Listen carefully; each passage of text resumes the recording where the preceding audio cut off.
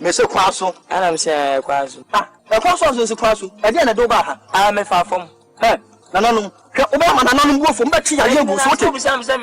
I ask him for my did. No, say you do be here. Hey, Nana. Did he come what's nasi? DL News.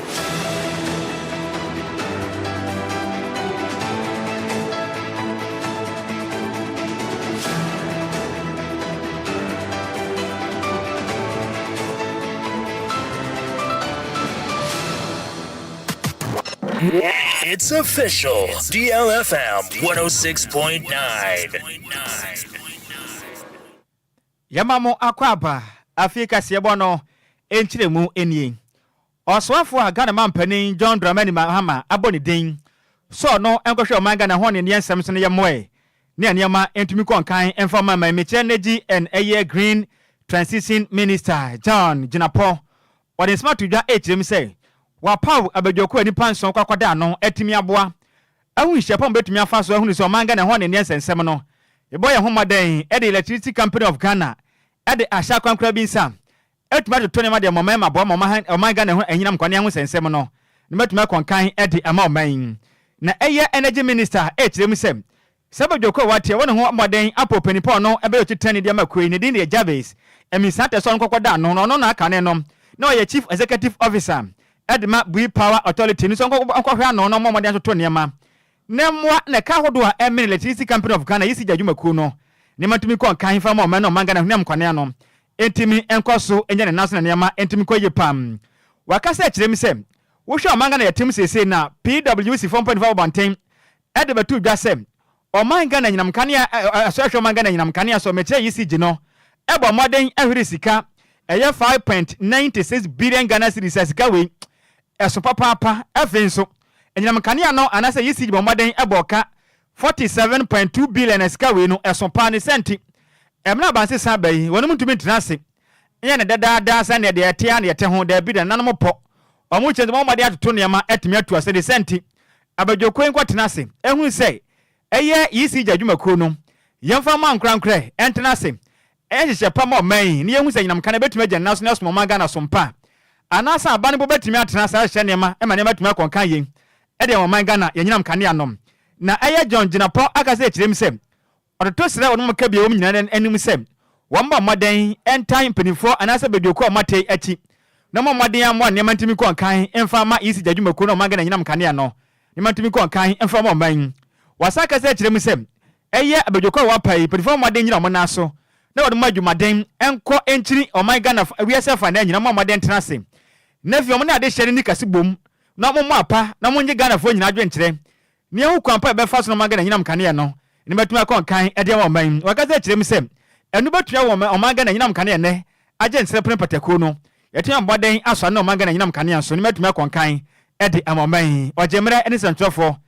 ekasa ye mu kyeremu no enie. And if we do not get the distribution sector properly sorted out, no matter what we do, the sector will collapse. And as Minister of Energy, looking at the records, I'm very, very worried. And the situation is alarming. Something must be done urgently. And so I would appeal to the public, the ECG staff, the workers' union, to give this committee maximum cooperation. If they get your cooperation, we can come up with a roadmap that's acceptable to all of us, but that will ensure that we bring about efficiency and turn the sector around. I just want to appeal to them that we have always advocated for local content. And so in your work, always have it at the back of your mind that local content participation ought to have a place as far as ECG is concerned. Yesterday, I led a team to the Tema Harbor, and to our dismay, ECG has contracted suppliers. And what ECG did was that once you submit a bill of lading, the obligation falls on ECG to ensure that the containers are cleared at the ports.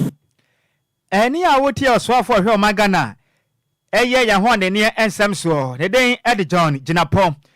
ne krakra mu no na eyo titene kwakwada committee ya ne den ede Jabez emisa ata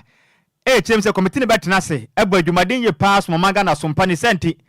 enyina kadam sensem de bedu bebre betwem ka be omagana ye ho atimato ye pam ne members ahodo mbedi ekuruma akotini bi eye Benjamin Boache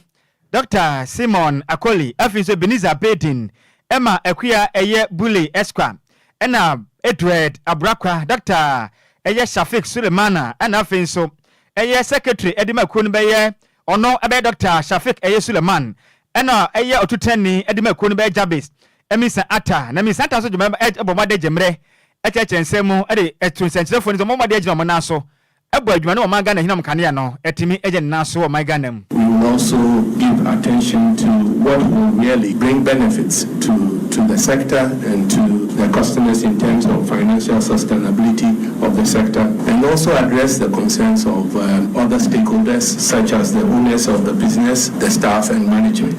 We will consider what will turn out to be the main weaknesses of the distribution sector, and as far as possible give priority to homegrown approaches and homegrown strategies. Ani awoti ye yotu teno kwakwada eya bejuko amate amokotena se ahokwa ya dombe first no Ghana nyinam kane na atumi akwa nanim ewo chizede mpuntu mu no ne den ede Jabis emisata ne nsenu nchiremu no ene yede asumwe yanto akase bone so na mampani dada abedi eche Dr. Mahmoud Bahomia ede nsama betuja atremu se eye ni subanyo yi na di wa bra na mfempem mienu ne aduonu na abato no ekoso no eye ade ohun ni se oman no ye kebi na menkebi amamuo no ene yasumdue hu hia ye papa okasa asemu e wa bra okọ eye Nigeria ekokasa ede fa kabina menkebi amamuo hu ene sene amanyosem nkabom esifatie ana ochemu se no nimpefesa ya ade ayeto abawi aye nana eye na mienu ana miensechi ana isi eba be declare result na emomo hwese na attention ekona chese wan sorry amba monte amekasa not na ne to so a eye ade abasabasa ye ebebo oman ni mu ye pa na emomo nya ade ono nsoso opelisa esanse owo obuo kese ede ma oman Ghana ye kabina menkabi amamuo sanso na owo obuo kese ede ma yasumdue no nim se Tantokwa eba oman ni ma ebe so oman no oman na osi ejina ye na so abato okoso we so oman ni jina ne na so se ne ebe ya bibia betimi akoso ye ewo oman ni mu nti we ne nsema eyo mampani dada abedi eche Dr. Mahmoud Bahomia edikoto udwa ewo Nigeria yentu akase bonso ne nkoso anyina mu ewo NDC chinama yoku na akache kopie mu ewo epie matenim na meka sei nipa do na epre MMDC yi dibre ni biso makoye mensini krache awo made akobwa dwumaden ewo mensina hodo a ewo apie matenim nene executive wo made akotena ase mekira executive edema Eastern Regional National Democratic Congress ani samanye kun kwotena ase a wonom ehwe ani mu se ne vetin no ebetimi akwawie na ade choma kwopre eye metropolitan municipal na district chief executives no yebehu omunya bia susan de bodo hono ebefa na Ghana fo beka ya vetin no ehya ase wana ne wokwede atwa main ekopem eye fiade na atena so ene nso yehwe ani mu se ne du yada eye dwada opepombo so me to so do nu nso no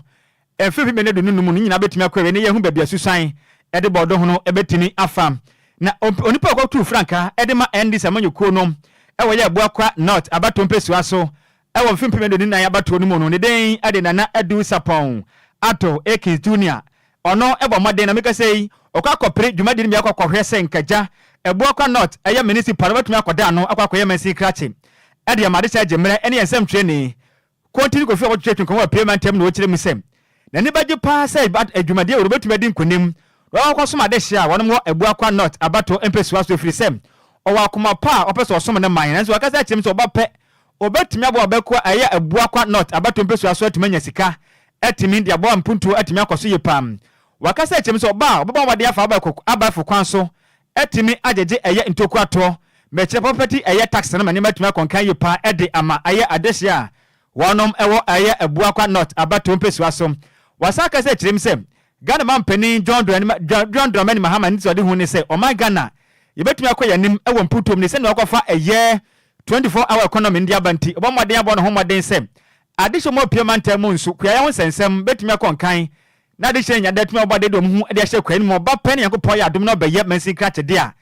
adisho mo payment mu de kuya ya be konkan pa mo nsu masetrem etumi akonkan ye pa nsema do som yensem training no emu nkyire mu no enie and Kabum, Achima Kinto, and a motion in the phone. When Papa John Mahama, Waba, or say a few your friend of legacy here. So we tell you that to also the Papa Dr. Kwame Nkrumah,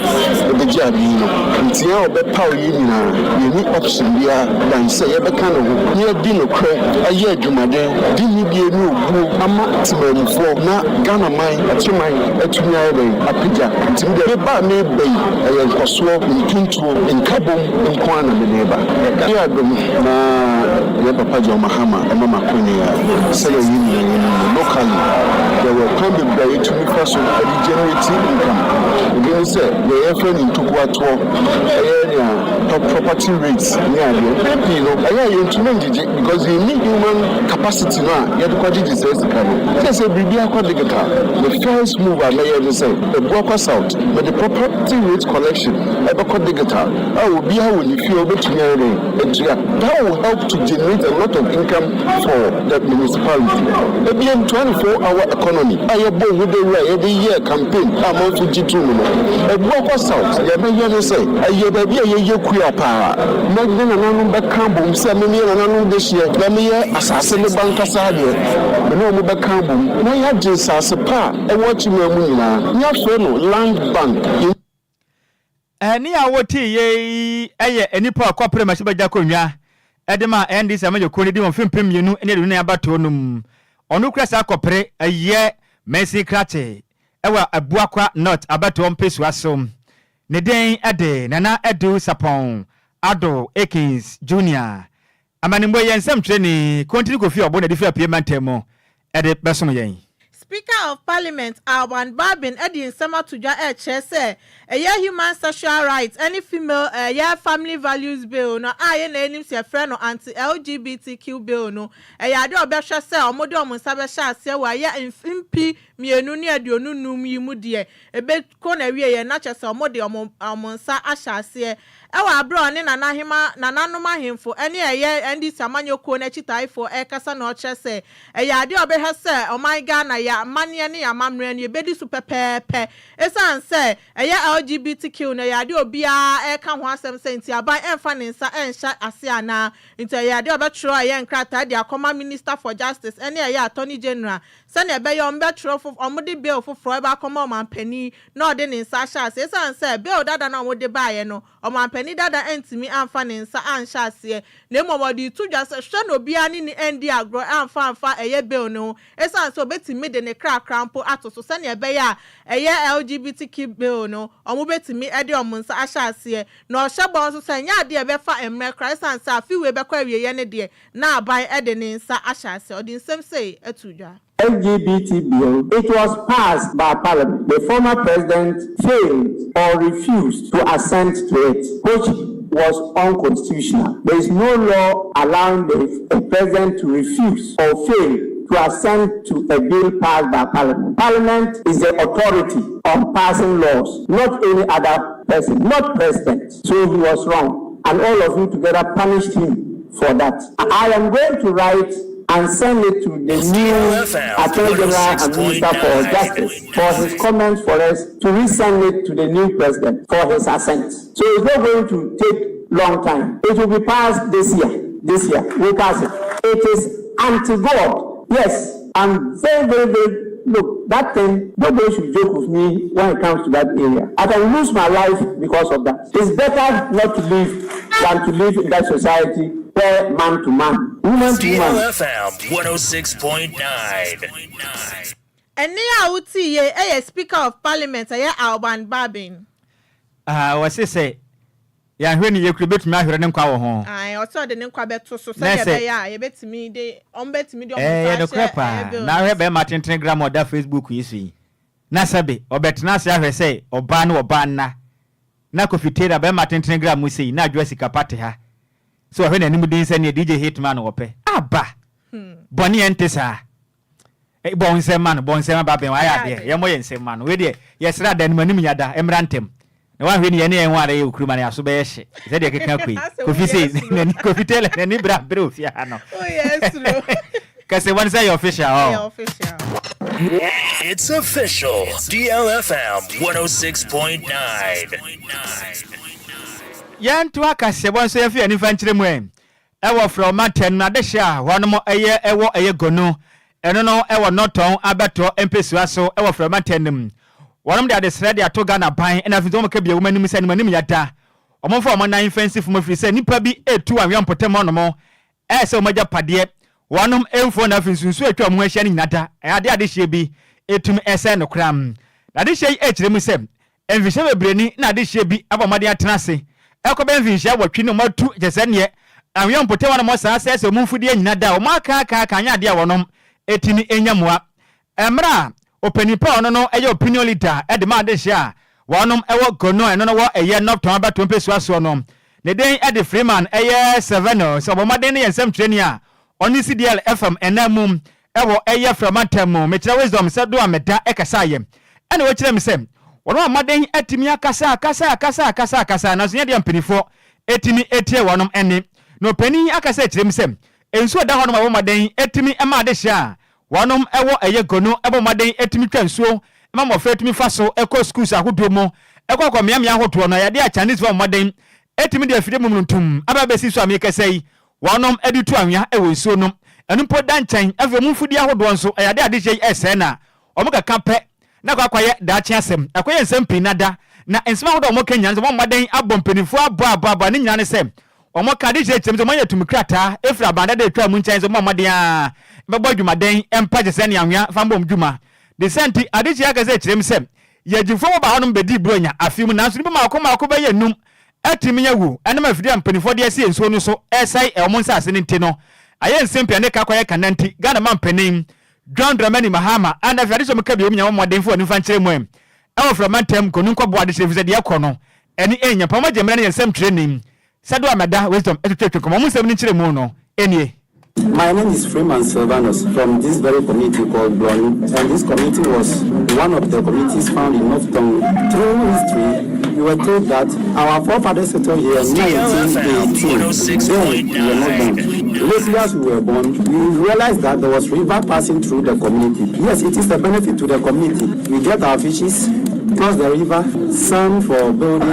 any other things. One of the purposes the river is used for is to cross to the other regions. Students from this same community cross to school at Kajanya, Asuchari, Estate and others. Lo and behold, 8 years back, we realized that Chinese dredging machine has come to this river from nowhere else, starting working. Before we realized the machine started to head towards our direction, we get to find out that people from the other side of the bank, that is the river bank, Domaliam, are the people who release lands to the people of the company to work on the river. We encourage them and approach them that yes, this is what we realize of them, that the machine on the river, they are the people who release the land for them to work on. But where the machine is now is affecting our livelihood and the things that we are doing in the community. Why? Because the machine is able to kill 5 people from this community, and the people are from EAG coming down for Xmas celebration. The machine is able to cut one baby into 2 pieces. Due to how the machine is able to dig down to the ground 29 meters, as we are able to use a rope and a stone to measure it. We are unable to find the victims that particular day. 3 days after, before we went and find them, Bato and Avele area. This was a very huge problem to community like this. Any awoti ye a opinion leader at the ma de sha omo gonu eno no e wo noton abato mpesua som ne den at the mesa eya Silvanus Freeman odin amen obomadeje etenase ene yensem training wisdom sebu amada twetwe nkomo e wo framantem no na mane boy yensem training wisdom sebu amada otonkra e de framantem ene de amane boy e besom ye na yenyina we so ntwa ye ho ye ba ye de kasebon nka ya ka nyina beto aso ete asomo.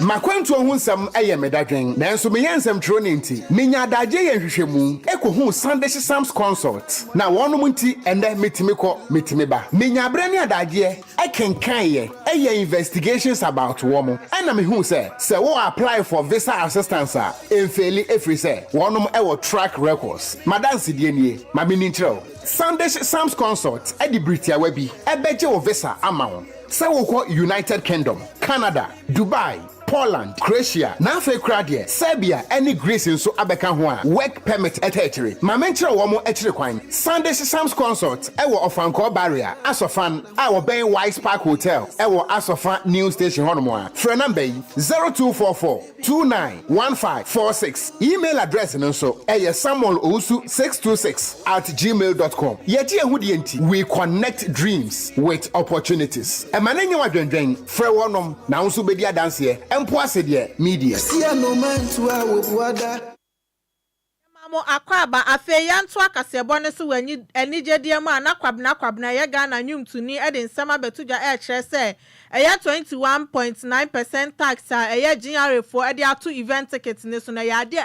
eye music industry ni ye papa or the same way to jaw abroad ni DJ Slim e twetwe nkomo wo daybreak hit so ana o kire se eye organizers no sikapudu omodo organizer ye event na afemu de tax kakraka we e de abeto so na chese eye omo be performing so e help ye pa organizers ne crampo de omo mba esan so obe ebe peje ye sikapudu e de abeye event na afemu de tax we ye abeto so ahia ana ubenya nti onu do susu se ade a wose GRF no muyi sa tax ne free so kra wo de anya crampo no komun calculate ye onu ne percentage no se ne fa so obenya e wo nwum enye onu kwa na emom okasa de ama ye music industry no esan sa artiste for na ebre pa tax e kumwom no ma hwe ye nso a ebetimi agu ye creative industry no we ne nsema kwabna And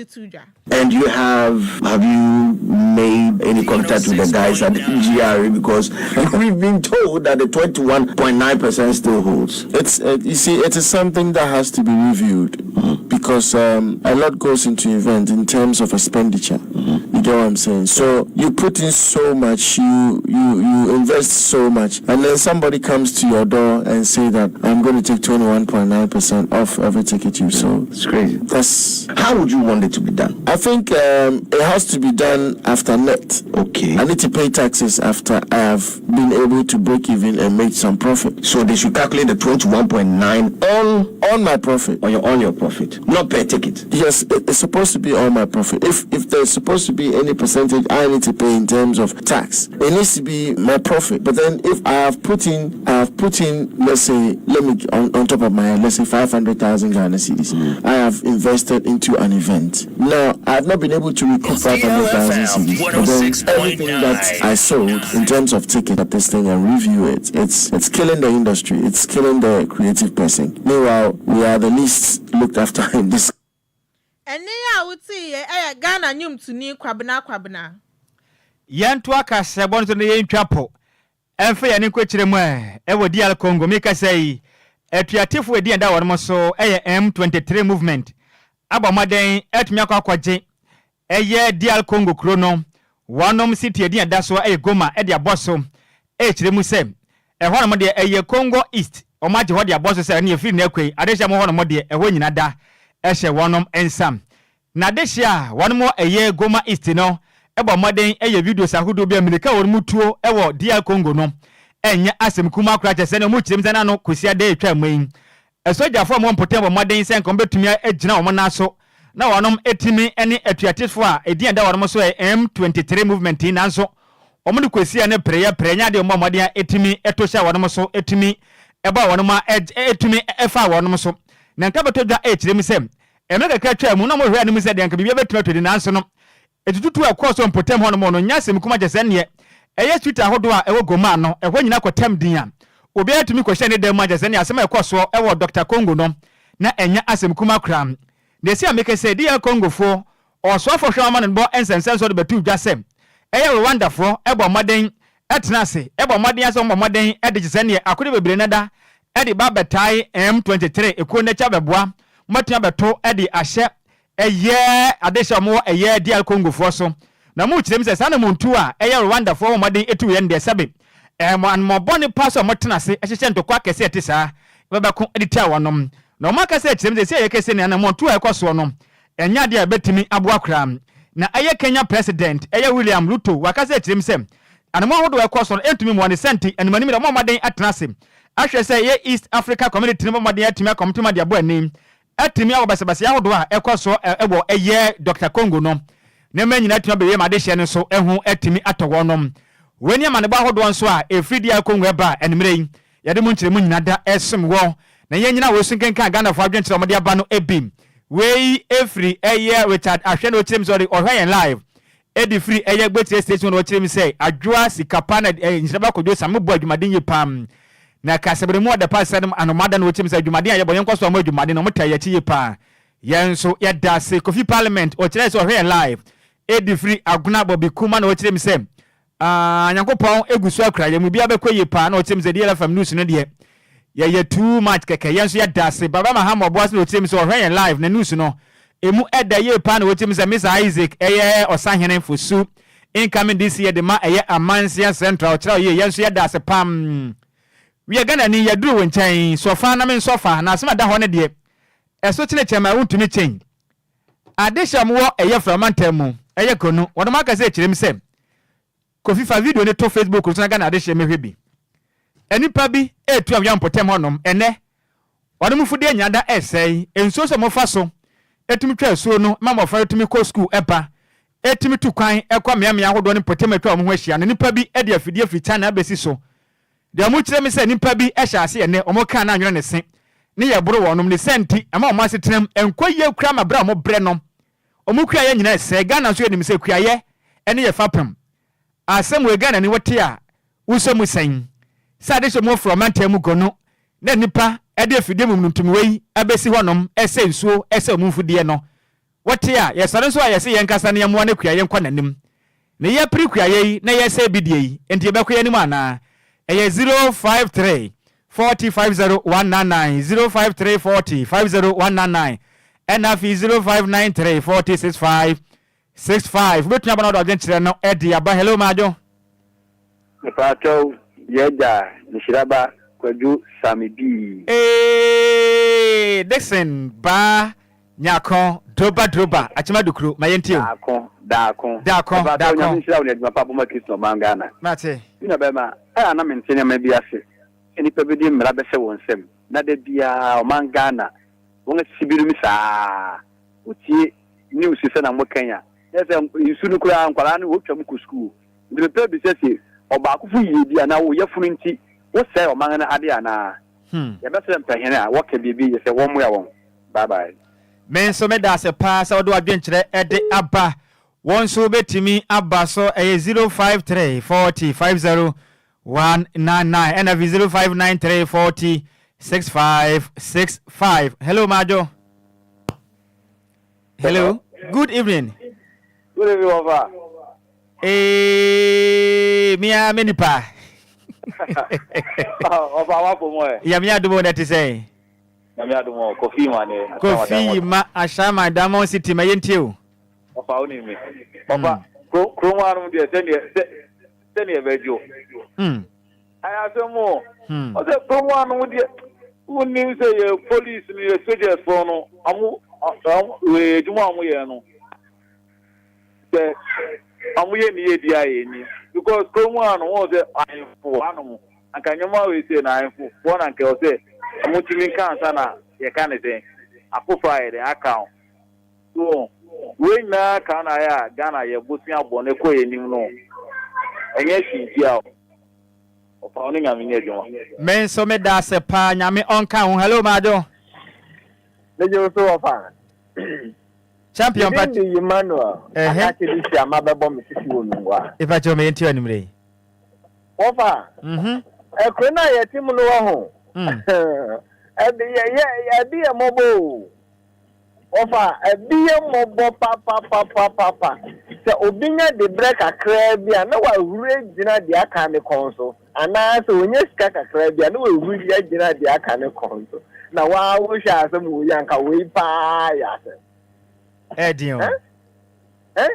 kana nka fudie pa no de yadi chichiri o man no say ye koye nimu obi nso so sorry a no odi tete atete apalanka senti apeni sanete ye fancy wa meso meda se pa won so betumi afado adwenkyere no ede aba ewo 053 4050199 0593 406565 asema isi wo se ho sen de biada yɛsɛ yɛmpere ne kuayɛ ɛkona no mobi so yɛ binsɔre nipa bi adufuro penti na yɛsɛe akuafo no mfudeɛ ɛne nsuo ahodoɔ a ɛtwa yɛn ho ahyia na ewia mu nsakyerɛ yɛ nyina da yɛhu sɛ nsuo tɔ anaasɛ awia na ɛbɔ awia nso bɔ adentenden nsuo so tɔ adentenden Ghana ni wɔsɛ ho san hello maajo hello ahofa wodi na bia kasa frɛ kasa fi so to yɛ fam anti agi mpa kyɛw me yɛnti wɔ nimre yɛre tumi akɔ China akɔ China fo nsuo ɛhɔ na asɛm no wɔ no Ghana fo yɛ fun ɛha yɛ saa yɛmpɛnifo wɔn hwɛ bibi yo na Nyankopɔn bɛtwie ɔmo ka maako baba mo ne nyame nyɛ adwuma yɛn nso yɛda sɛ nyame ɔne wɔn tena hello maajo Kwadwo Sammy oh wa ho fɛ wodi na bia kasa frɛ Auntie Emilia ne kasa frɛ dodowa Auntie Emilia mpacho me yenti wani me we am last caller mi pacho wọ́n sẹ́ diani boydi na obi ti mi bọ́ ne ho bọ́di yẹ ne kakra na ọmọ abẹ́sẹ̀ no yo pẹ̀nyẹ̀fọ́ yẹ mọ́ ọmọ ẹ̀dwuma yo bye bye me so me da se wie na afrafo no ye begina wasi ni nyina e de asi ena mmerɛ no nti ya sɔre so yi na apakanji to begina dua no de akopama so nsɛm atoa so e de asomo kesebom semufo ya maize mebe entry ena sɛmo e de mayen Kofitela ana afenso Ziggy senior technician de kopie mu e wo Facebook no eso enuanu me no ye sinkunya besoma nimre no edi amagye so e ye takwado Kwadwo krom to be de hyekonkron Nhyiraba Kwadwo Sammy B mene Adwoa Agyei Sikapa yes so snap candidate o tena se mu nyina mo ene tia adehye DL Power Sports emu ade eja wom dead